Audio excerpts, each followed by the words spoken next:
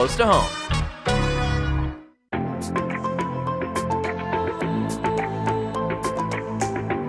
Stay tuned for the Splash Live.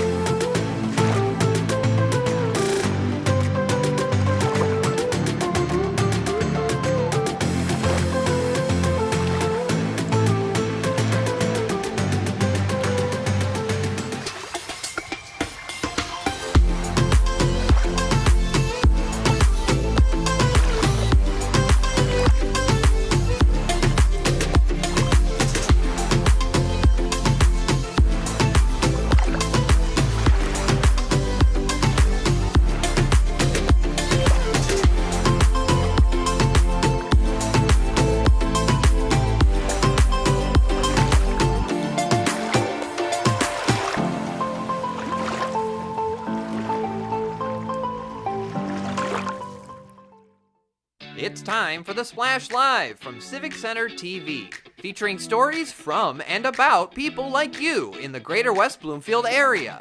Simulcast on cable, 89.3 Lakes FM, social media, and the web. Now live from Green Media Center on Walnut Lake Road, it's the Splash Live.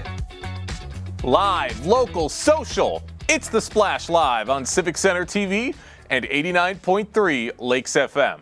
I'm your host, Jake Schaff, going over all of the biggest news and events from right here in Greater West Bloomfield. Big names and big celebrations are taking place all throughout Greater West Bloomfield because yesterday, Oakland County Executive Dave Coulter announced this year's Oakland Together 40 Under 40. A diverse and passionate group of individuals making a positive change throughout Oakland County. Here's this year's video announcement of the 40 Under 40 class of 2025. I'm Oakland County Executive Dave Coulter. Thanks for tuning in to our official Oakland Together 40 Under 40 class of 2025 announcement. I am so pleased to welcome 40 new outstanding individuals to a network of several hundred previous recipients who are helping Oakland County thrive. So this is our first time broadcasting our announcement, and I'm thankful to have a little help in doing so. I'm joined here today by 40 Under 40 alumni, Sean Hayes, Mike McKinstry, Caleb Sheng, Saidi Garcia, and Sarah Gold.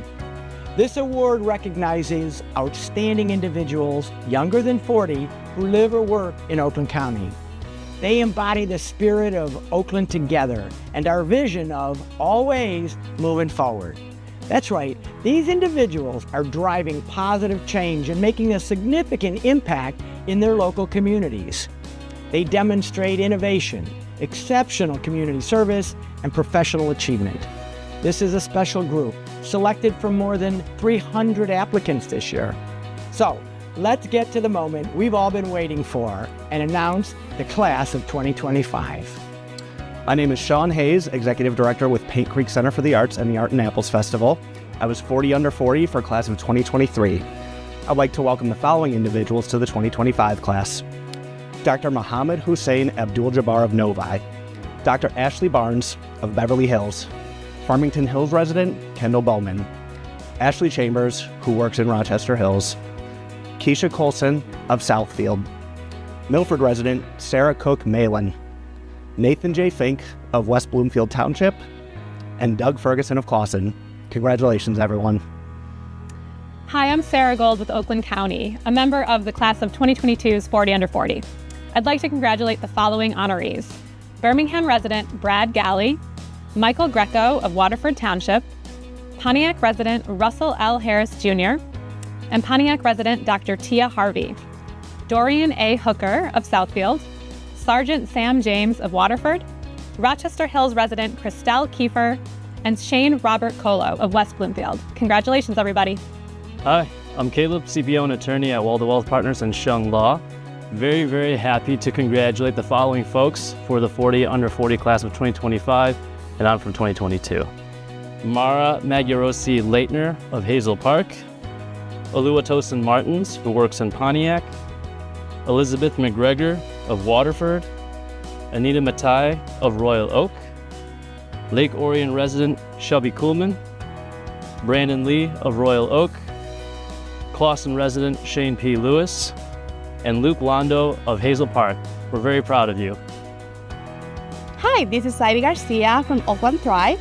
Today, I would like to congratulate the following honorees. I am part of the 2024 40 Under 40, and I'm really happy to announce Troy resident Carolina Nogues, Liz Parkinson of Madison Heights, Ryan A.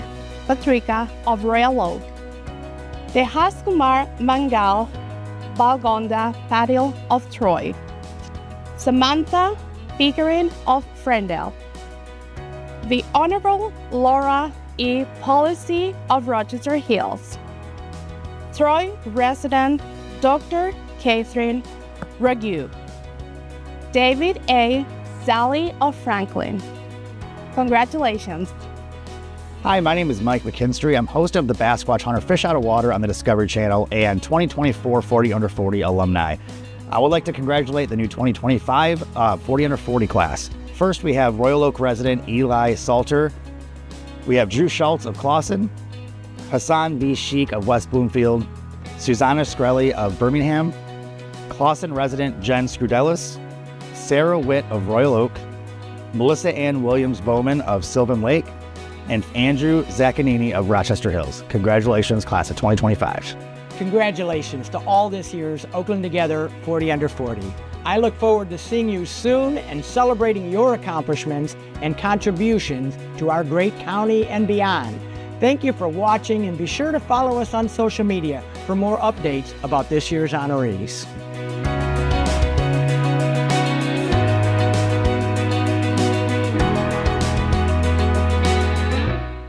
And that was this year's unveiling of the class of 2025 Oakland County 40 Under 40. And you might have noticed 4 of those names have ties to Greater West Bloomfield. Nathan J. Fink of West Bloomfield Township, who's a partner at Fink Bressac. Shane Robert Colo of West Bloomfield works at Oakland County Prosecutor's Office as an assistant prosecuting attorney, and he's also a West Bloomfield Zoning Board member. Hassan B. Sheik of West Bloomfield works at Wayne County as Director of Economic Development, and Melissa Ann Williams Bowman of Sylvan Lake works with Oakland County's Health Division as an epidemiologist. Big congratulations to every single one of the nominees for all of the work they do throughout Oakland County. Tonight, West Bloomfield High School students are headed to the big stage. Matilda is premiering at West Bloomfield High School tonight, so we get to see all of the great work that these students are doing for their final theatrical show of the season. Now, we've been showing this package a couple times throughout the week, but we want to give you guys one more quick look behind the scenes of what happens before the lights turn on and how the students taking the driver's seat are leading everyone through the final musical of the school year.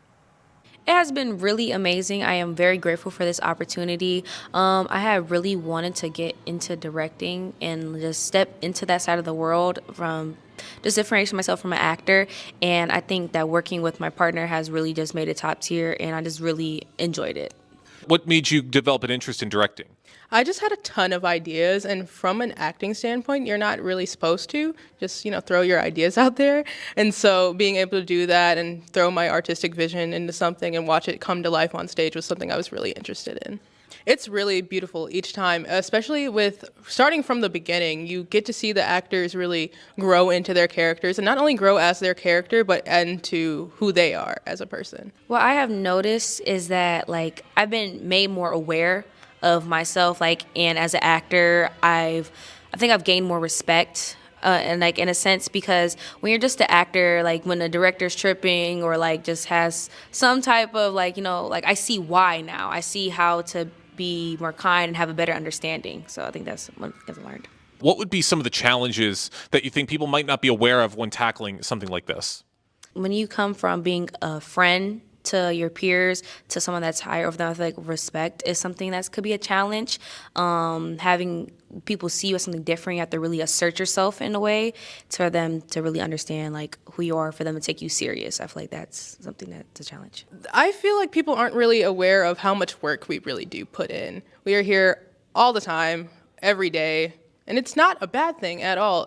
That's why our productions are so good. You talk to your friends and you're like, yeah, I'm here till 6:30. Yeah, I'm here till 9 o'clock. And they're like, wow, I can never do that. But it doesn't feel like work. Never does. It's just always real fun. What's it been like to work closely with some of the main directors and the teachers in this way, and to learn from them and to work alongside them? It has gained me more respect for them, and a better understanding. When working with the main directors, I just see a different side of them that I didn't see as an actor. I get to understand their point of view, and I feel like I've gained a better bond with them. And then working so closely with somebody that's my peer has really made us closer, and that will probably be a long-lasting friendship.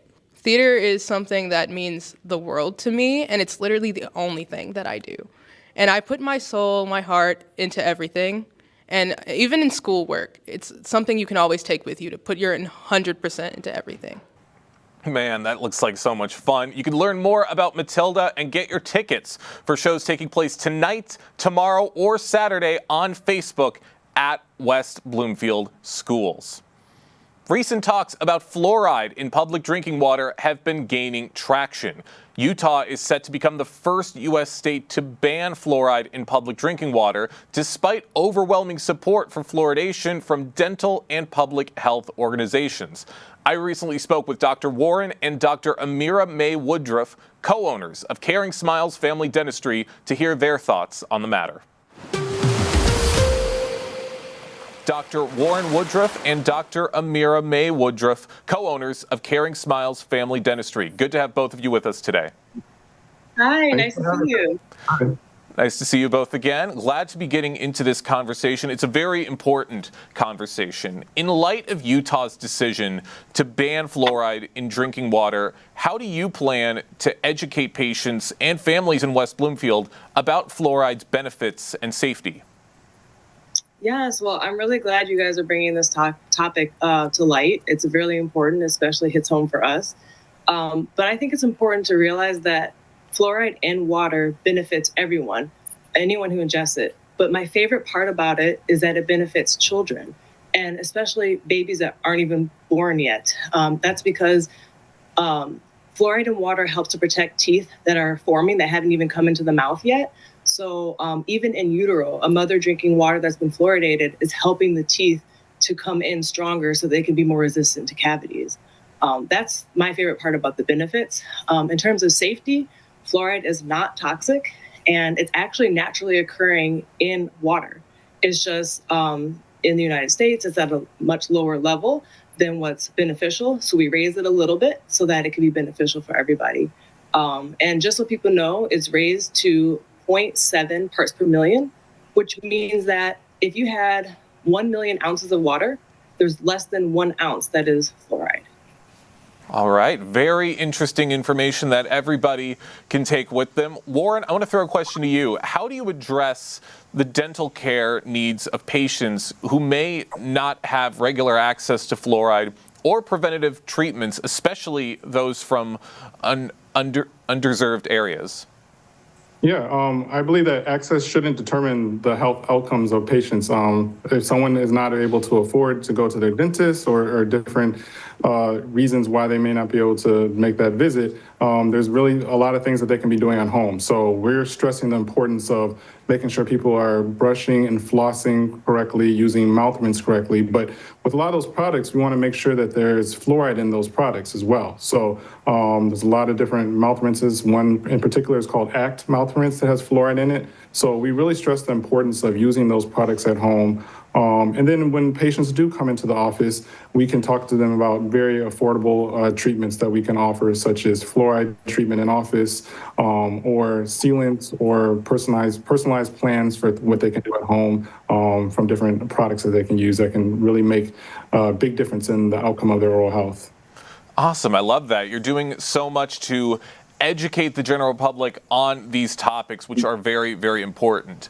Here's a question for both of you. With fluoride becoming a political topic, how can local dental practices like Caring Smiles Family Dentistry combat misinformation and promote science-based care in the community? Amira, we'll start with you. Yes, well, I really think it's unfortunate that it's become so polarizing. And I do think, like what you said, it's because of misinformation. I think it's important that we want to make it clear that we have patients who have all different beliefs. We accept all different beliefs, and there's no judgment on if somebody does not want fluoride for themselves. Right. It's only our job to make sure that we are giving the information that would be best for them, and if they would like to move forward, providing the best care possible. But we do realize that it has become so polarizing. It's just so unfortunate because it's such an inexpensive way in the grand scheme of things to affect so many people, especially the, like you mentioned, the underserved, vulnerable populations, the children. And so to take that away is unfathomable.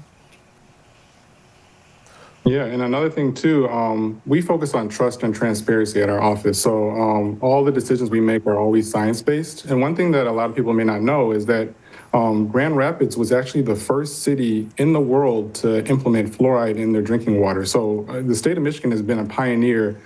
This was back in 1945. So the state of Michigan has been a pioneer in promoting oral health and finding the benefits of it as well. So it's our job to continue to promote that science that is dated back, so many decades, almost a half a century ago, that shows the importance of fluoride and how it can prevent cavities and future issues that people may have that don't have fluoride in their water as well.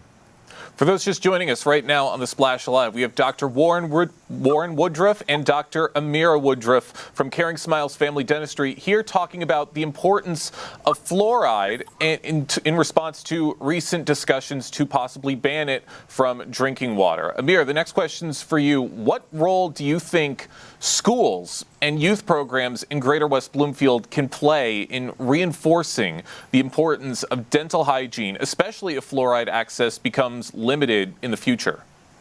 Yes, that's a great question. There are a number of programs and also businesses that actually go into schools. And so it will be a dental provider, whether it's a dentist or a dental hygienist, who actually does exams. They'll take a look at all the children's teeth. They may provide some quick, easy treatments, whether that's sealants or whether it's applying fluoride. But a lot of times that is the first chance a child has a dental provider to be able to see that there could be something going wrong. And dental caries is the #1 disease in children, and not everybody has access to care. So there's kids at school with dental infections, and some of them can become severe, and it can affect their daily lives and their overall health as well. So we'll see with these programs. Sometimes we'll get patients coming to our office that will have a little form where it says down that somebody saw them on this date, what they found, and that what treatment that they recommend they need treatment. So then we'll do an exam, take x-rays, and then take care of that person. So I think without a lot of those programs, there may be many children who find out too late that there's an issue going on. That's right. Those programs, very, very important. And like I've been saying, it's good that you're looking out for the kids. Warren, if fluoride access were ever limited locally, what alternative preventative strategies would you recommend to West Bloomfield families to help protect their children's teeth?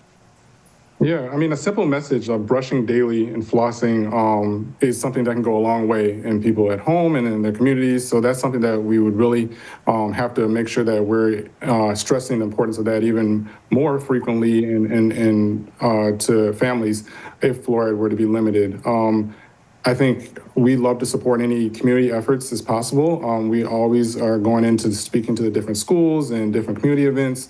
And I think just dentists getting together collectively to make sure that everyone in our community understands the importance of their oral health, importance of taking care of their teeth, minimizing candy and other foods and things that can cause cavities, is going to just be even more important for us all to have that discussion if fluoride were to be limited.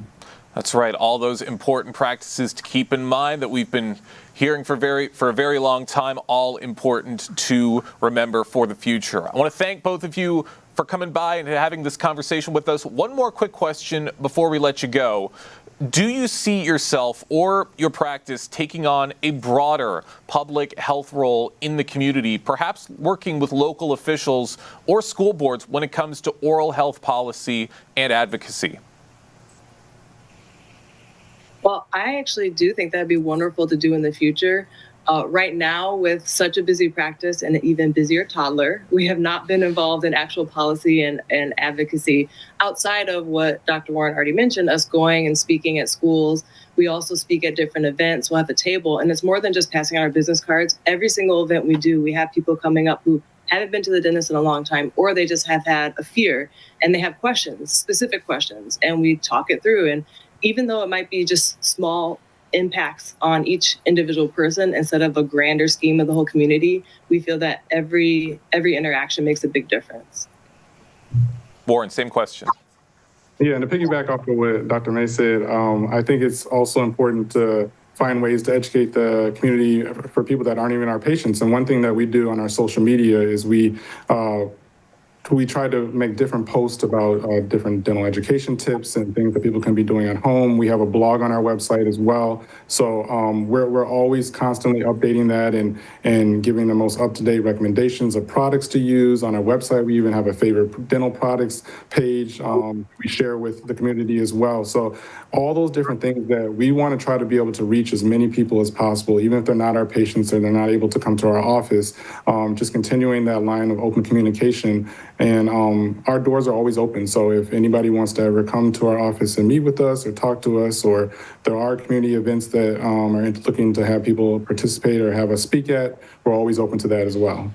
Well, it's amazing everything you guys are doing, and I hope that this conversation helps to educate people even further. Amira, Warren, thank you both so much for joining us here on The Splash Live.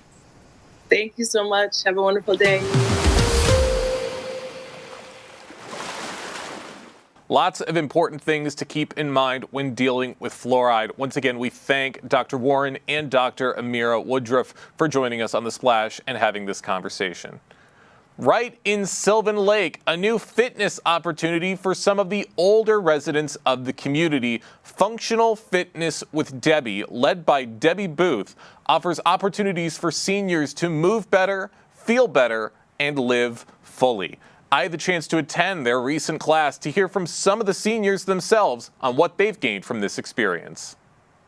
As you get older, you get more and more complacent, so I could feel things were starting to tighten, and I knew I needed to start stretching and just getting more mobility going. I like that what she taught us is something I can do at home. So we're only meeting one day a week, but I know I can practice these things at home. And it's nice to get out and meet our neighbors. What have been some of the biggest things you've gained from being a part of this class? Just getting started in the morning rather than being at home. And, we all have the round to it. I'm going to get a round to it. And it gets me going in the morning to start the day. And I mean, if there's any place to do a class like this, I mean, having an incredible view right here by Sylvan Lake, I mean, that's just got to add to the experience, wouldn't you think? Oh, yeah. I love being able to be down here at our community center and just take advantage of it. And it's a really reasonable price. You can't find an exercise class for this value. Absolutely. To look out. I'd much rather be looking at the water and the ducks and the geese and not ice. Ready for the warm weather.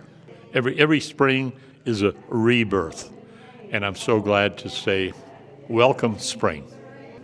And last question, what do you hope are some of the biggest things people take away from classes like these? I've got to move. As we get older, we have to get up, we have to get moving. Walking through the community, I try to walk frequently, and just seeing people out walking around, it's good, but you need to get to these classes as well. Well, I think it's a mindset. If someone said, I'm too old, for example. Oh, too old for what? You're never too old. Whatever you want to do in life, go for it. So many valuable resources to gain from incredible classes like this, and all of it is made possible by the incredible work of their fitness instructor, Debbie Booth, who joins us right now on The Splash Live to tell us her thoughts on these classes. Debbie, thank you so much for joining us. Good morning, Jake. Thank you for having me. Absolutely glad to have you with us. Really interested in getting into this conversation. What inspired you to create a functional fitness class specifically for seniors? Basically, I saw a lack in the industry for safe and effective exercise for seniors that focuses on function, functional exercise, balance, strength, and stability. They all kind of go hand in hand. And as we get older, we lose those functions, and it actually starts a little bit earlier than you think. It starts really in your 40s for a lot of working men, and it tends to start a little bit later for women, more in their 50s. But many seniors begin being sidelined with injuries. So injuries pull them out of the gym, and then they're concerned about going back, jumping into something, re-injuring themselves. So they tend to sideline themselves. So that was a big part of it. The other part is to get our older residents out and in the community and social. So social isolation is really a big problem in the senior world. You're absolutely right. It's always good and important to get the seniors out and communicating with the rest of the community and with like-minded individuals. Now, I was at your class yesterday and I saw everything firsthand. These are more basic exercises, but they have a lot of purpose. What are some of the common challenges seniors face that your class addresses? One of the first things they face is balance and fall risks. So as we age, we stop doing things like pivoting when we turn. We tend to shuffle our turns. So that's something we address a lot, getting people to walk with a full walk, heel toe, walking forward. They start losing muscle strength, and with that, they lose stability. That's where the balance and fall risk begins. Arthritis sets in. So, and we have sedentary seniors, so we get locked up hips and backs. And we try to address all that with stretching, strengthening, and movement, and just reestablishing really good body mechanics.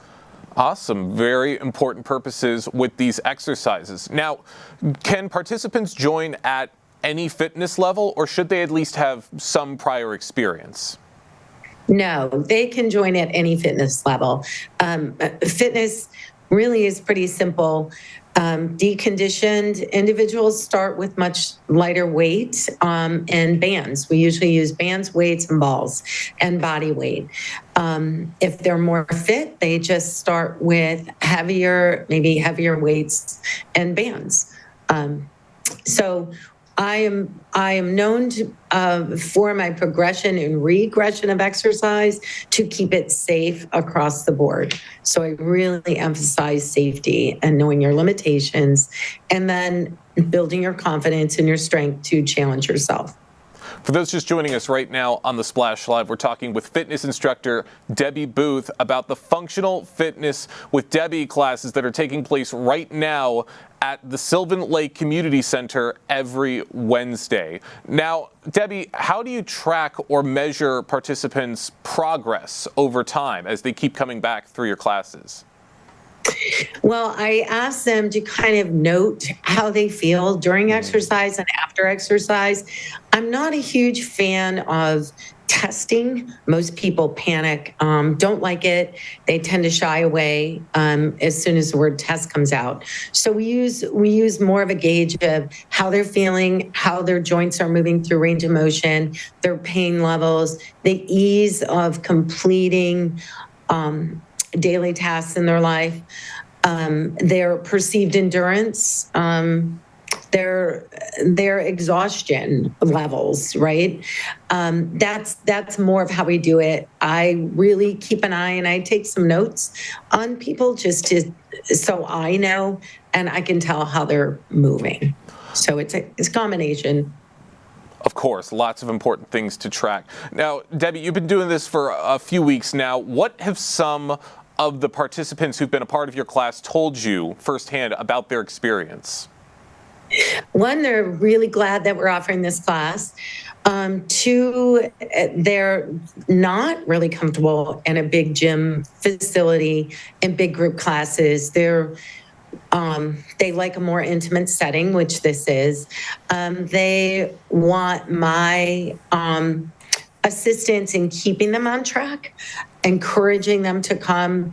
we have a no judgment zone. So there is no judgment, period. People start where they start and they progress how they progress.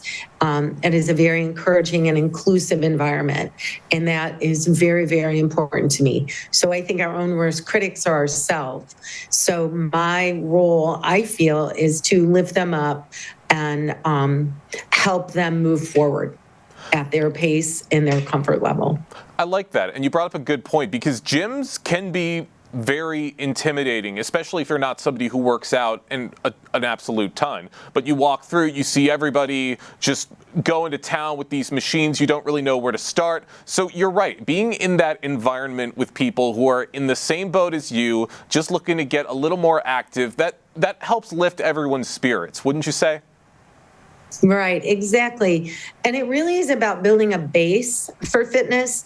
So what I see in the gyms is people go in and they have great intentions, and they tend to go in and overdo it, and they get extremely sore, and they leave the gym and they don't come back because they don't really know where to start, or they're on social media following fitness people that that mode of exercise really doesn't serve them well.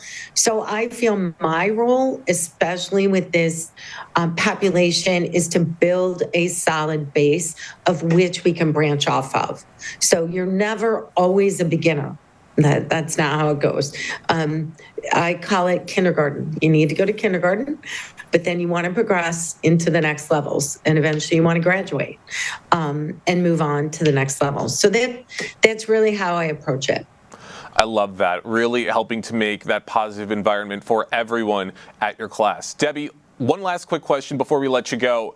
Beyond physical benefits, what other positive changes have you seen in your students' lives? I see a renewed zest for life, a renewed spirit. The light comes back in their eyes. They find that they're able to do things that they couldn't do before. And that's usually what I hear first, or I hear from their family members. So some of my clients and other classes, their family members reach out to me, and they're grateful that now their parent, aunt, sibling, older sibling can now get in and out of cars, come to family events, go up and down stairs. I mean, it's simple things that sideline us. I just love being a positive influence, keeping them moving and getting them moving. Well, that is amazing. Actually, I do have one more quick thing. Just tell us a little more information about the schedule for your classes, how long they're going to be going, and how people can join. Okay, so Wednesday Live is part of a whole 12-week program I have on my website, which is in the flyer that you see in front of you. So we need to exercise 120 minutes a week. That's 30 minutes a day. So the Wednesdays will start being recorded live.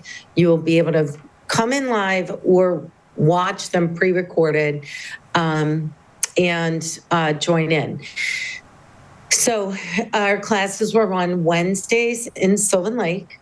If you'd like to join, you can join through my website. There's a Eventbrite that you see that allows you to sign up for class, or you can contact me directly. My contact information is on the flyer. Awesome. So, and on Sylvan Facebook. So.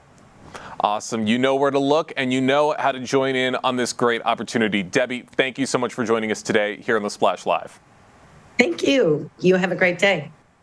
All great things to hear about in Sylvan Lake, and plenty of great opportunities for the seniors to get up and get moving and to stay active throughout the entire community. We're going to take a quick break and jump into some more stories from Greater West Bloomfield right after this. Live, local, social. It's the Splash Live on Civic Center TV and 89.3 Lakes FM. We'll be right back with the Splash Live. It's that time of year again. Gather around to honor our community's volunteers at the 53rd Annual Michigan Week Awards. Watch as these local stars are honored for their leadership, dedication, and passion in their community. For more information or to register, go to michiganweek.org. Catch the live broadcast May 9th on civiccentertv.com or on Comcast Channel 15 and AT&T Channel 99. Hi, I'm Chris Fry, Park Superintendent, West Bloomfield Parks. Congratulations, Civic Center TV, on 1 million views on YouTube. Thank you for all you do in the community, and thank you for having me on The Splash throughout the season to talk about activities out in the parks. Chris Fry, proud to be 1 in a million. Find local municipal meetings at our program schedule on civiccentertv.com. Find when your meetings air live or when they're replaying on our Civic Center TV live stream. Find it all at civiccentertv.com and click schedule at the top of the screen.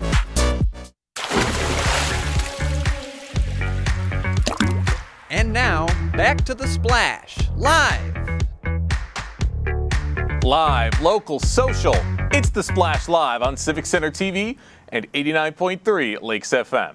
I'm your host, Jake Schaff, going over all of the biggest news and events from right here in Greater West Bloomfield.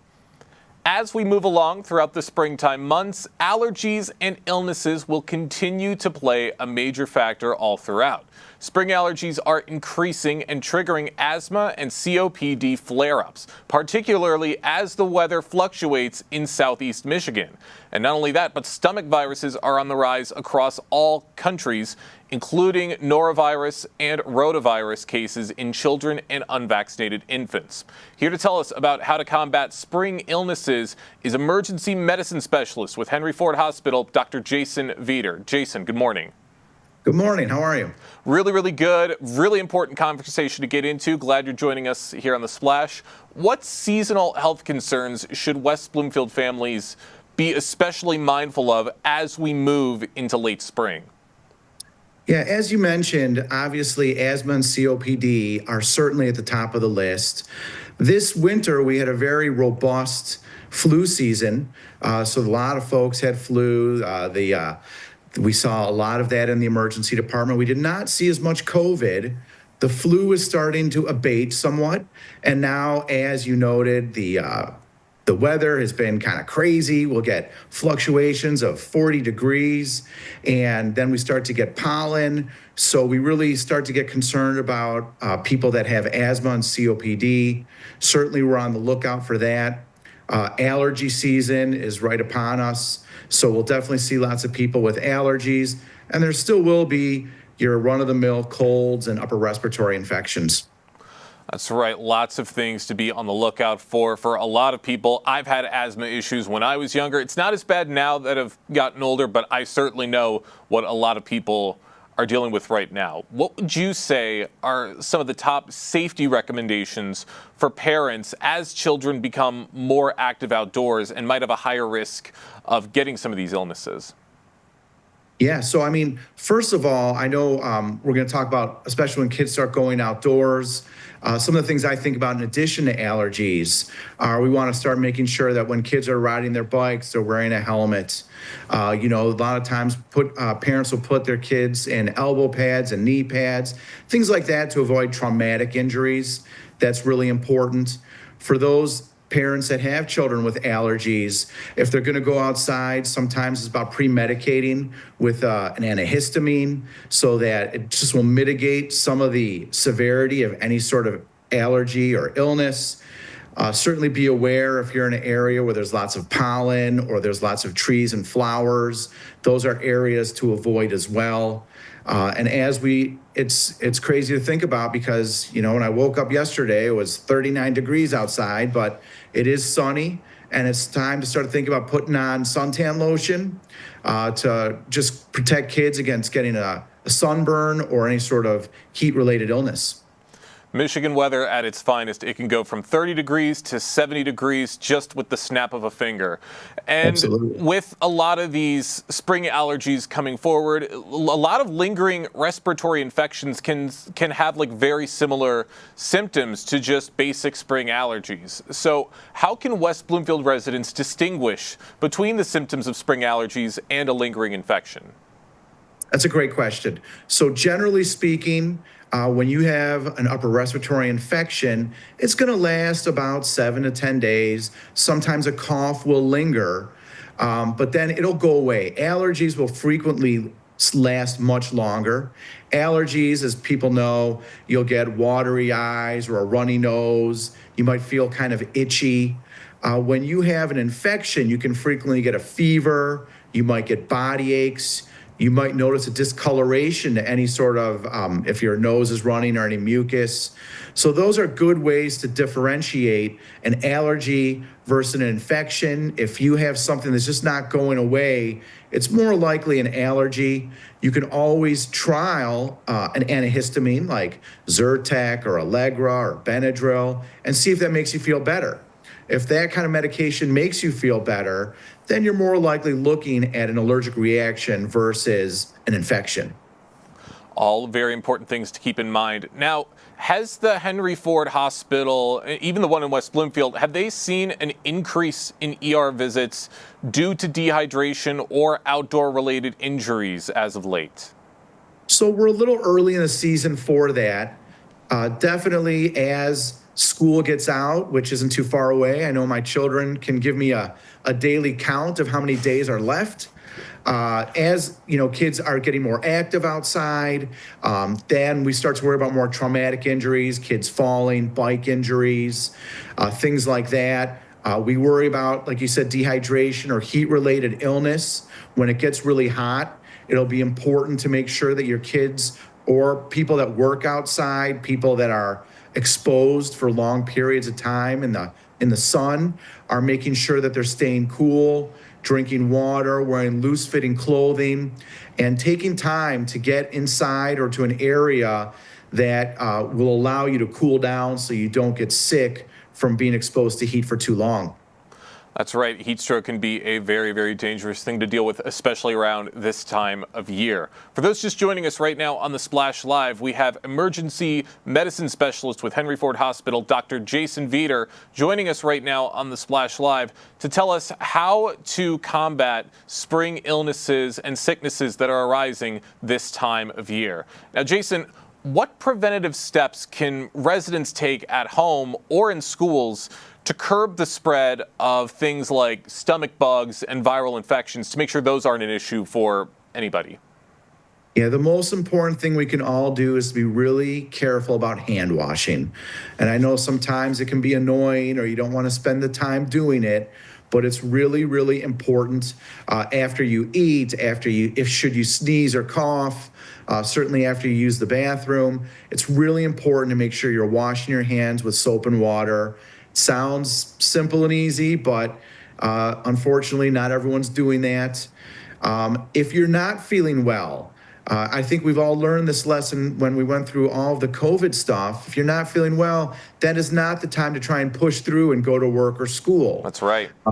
You know, it's important to take that extra day maybe and just stay at home. You don't have to isolate in your bedroom and, not talk to anybody. But if you're certainly not feeling well, it's a good reason to just kind of stay home, make sure you're feeling better. If you have to go out, that's a reason to wear a mask. Obviously, folks are not wearing masks as much anymore, and that's totally appropriate. But if you are not feeling well and you have concerns that you might have an infection, it'd be a good idea to wear a mask in a public space. That's right. I definitely think that since the days of COVID, everybody is a lot more wary when it comes to any type of illness. Even if it's like just a simple cold that passes through that anybody gets, you gotta be very, very careful and make sure that nobody gets this and it doesn't spread any further. Jason, how does the community's access to care at Henry Ford support faster recovery and reduce ER congestion during illness surges? Yeah, so there's a couple things. First of all, once again, just as we all still do, I shouldn't say we all, but I certainly still have a little bit of post-traumatic stress from COVID. Once again, it's just trying to be judicious about the times when you're not feeling well and going out. If you're not feeling well, there are plenty of urgent cares. Henry Ford has a series of urgent cares called Go Health, which you've probably seen around your neighborhood. There are quite a few of them.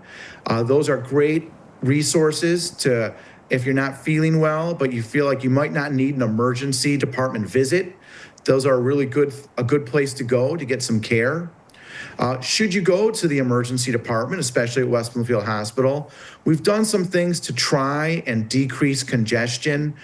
We've put a physician in the triage area to try and differentiate those who are really sick and might need a hospitalization and those who maybe just need to be evaluated and treated. Should you need to actually come back to the emergency department proper, there are also programs that we have to try to keep people out of the hospital. We have something called Mobile Integrated Health, which is a program when, if you're not feeling well, but we feel like maybe you could still go home, there are people then can come out the next day and check on you, make sure you're doing okay, you're taking your medications as prescribed. There's a lot of literature that shows that people heal the best at home. So while certainly there are times when a hospitalization is needed, if we can get someone back home with their family in a familiar environment, that will really promote healing much quicker if possible. Absolutely. Sounds like that could have so many benefits for people staying at home, recovering from illnesses. Jason, I got one more quick question for you before we let you go. Are there any specific public health advisories or upcoming vaccination clinics in West Bloomfield you recommend residents be aware of this spring? So, I'm not aware of any vaccination clinics right now, but I'm sure many people have seen that we have had an uptick in measles. It's the greatest amount of measles we've seen in decades. So I can't stress enough the importance of getting vaccinated.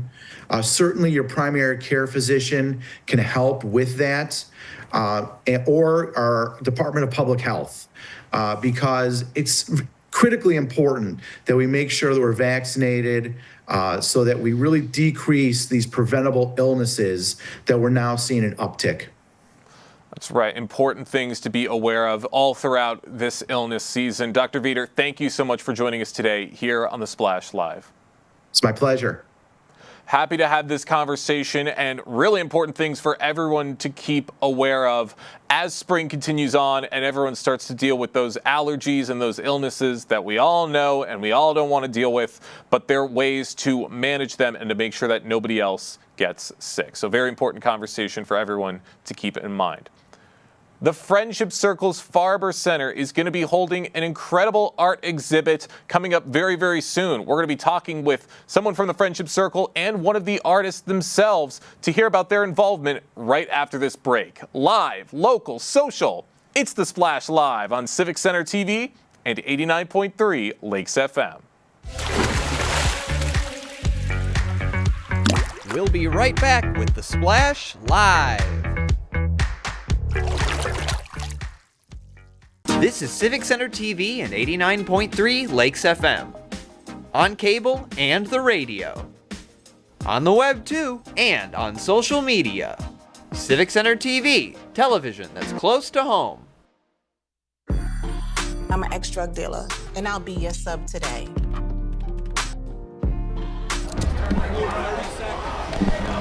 Two milligrams of fentanyl can be lethal. A lethal dose is in here. Who gets it, I won't know. It's cheap, it's potent, and it's profitable. The sad reality is, fentanyl is being mixed into everything now. More kitchen now. Find local municipal meetings at our program schedule on civiccentertv.com. Find when your meetings air live or when they're replaying on our Civic Center TV live stream. Find it all at civiccentertv.com and click schedule at the top of the screen. So much is happening in your community. Join Jake, Tyler, and Kevin for local events and developments on The Splash Live, weekdays at 10 a.m. on civiccentertv.com, YouTube, and Facebook.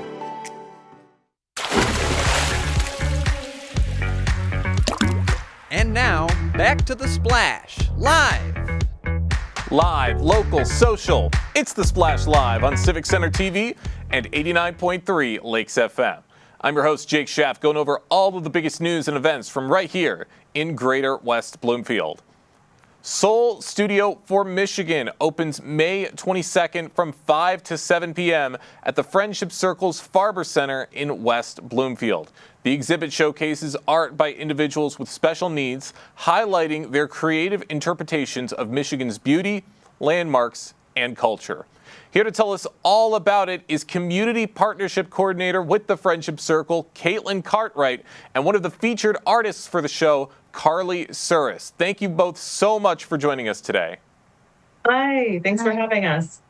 Happy to have you with us and really, really excited to be hearing about this great exhibit coming to West Bloomfield. Caitlin, I'm going to start with you. What makes the West Bloomfield community such a powerful setting for hosting an inclusive art exhibit like Soul Studio for Michigan? The West Bloomfield community is just such a supportive place.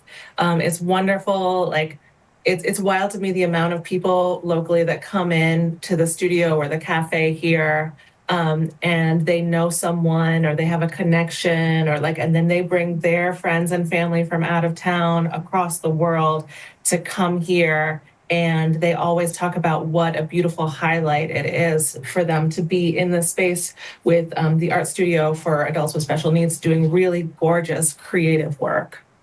That's right, and I've been to Soul Studio many times. I've seen all of the incredible artwork. It's such an amazing thing to see the creativity of this community firsthand. Carly, I want to talk to you for a second. What can you tell us about the Michigan memory or place that's inspired your artwork in this year's show? Well, this is called Patchwork, and I made it with printmaking paper, and then another facilitating artist sewed it together to make a picture. And we were just talking, me and Caitlin, before we got on air, about how it represents the Upper Peninsula, and I totally agree with her, because it kind of reminds me of looking out a window when driving on the Upper Peninsula.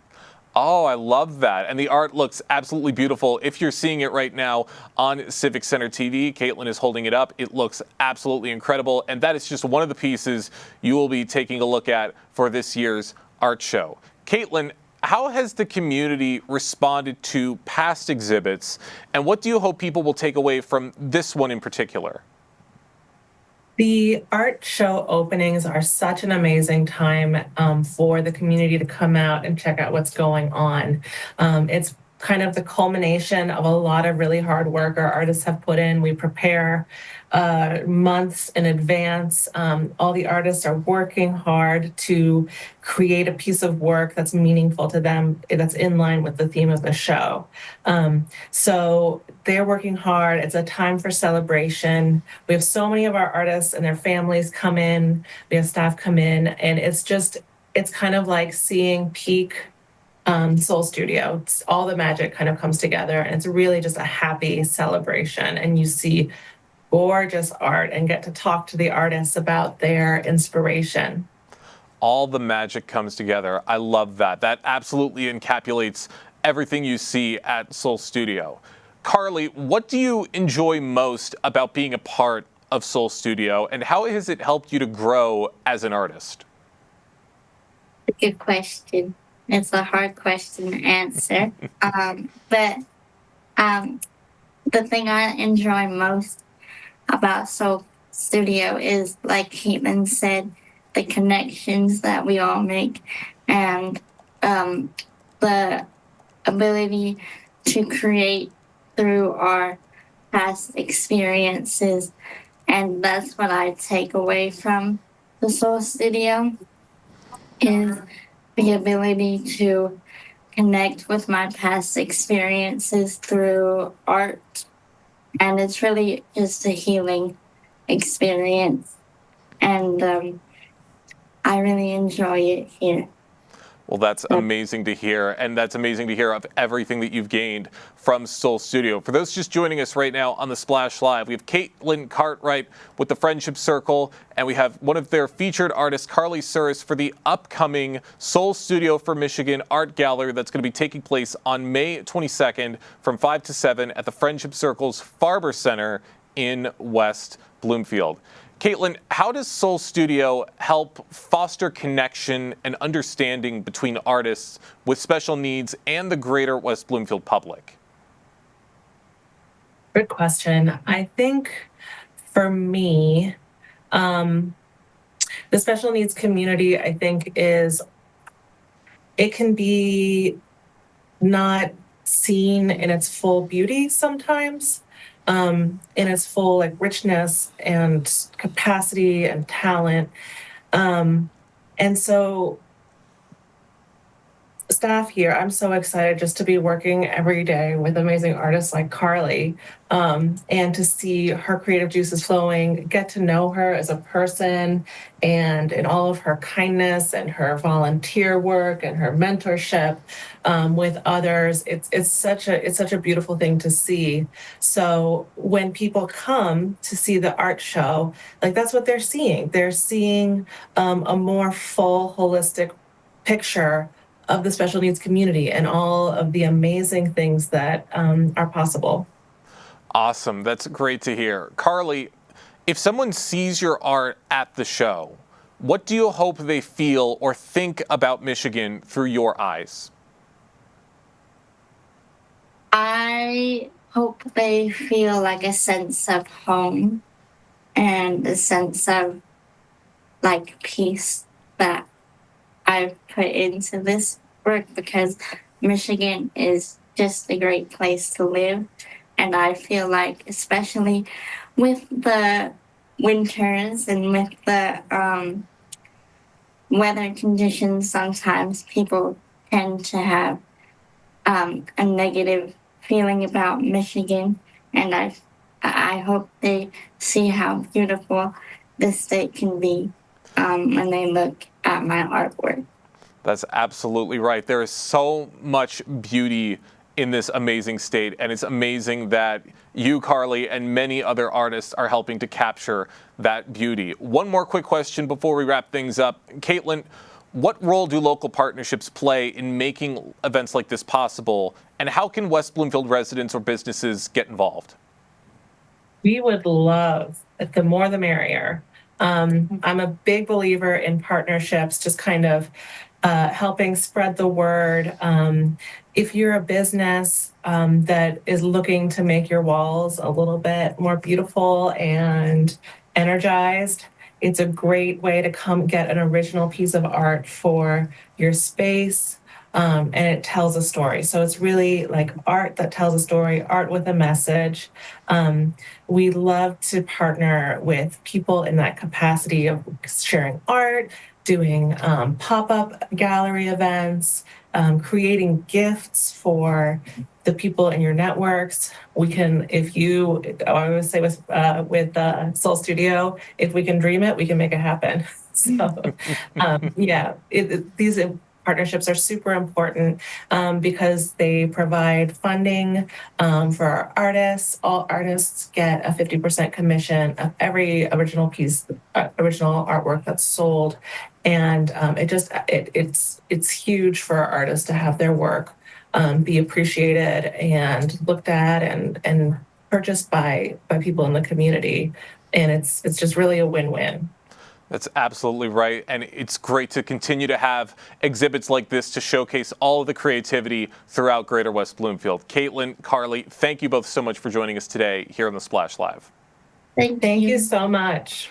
Absolutely. Another reminder, this exhibit is going to be unveiling at the Farber Center on May 22nd. Make sure you stop by and support all of these incredible artists. The weather is continuing to get warmer all throughout Greater West Bloomfield, and the Greater West Bloomfield Historical Society is bringing everybody outside with their nature walks. Our very own Kevin McIntosh has the story.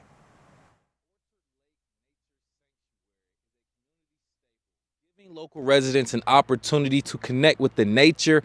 The Orchard Lake Nature Sanctuary is a community staple, giving local residents an opportunity to connect with the nature in their backyard. The Greater West Bloomfield Historical Society hosts a nature walk right in this sanctuary, and I had an opportunity to explore it myself and see what makes this sanctuary so special.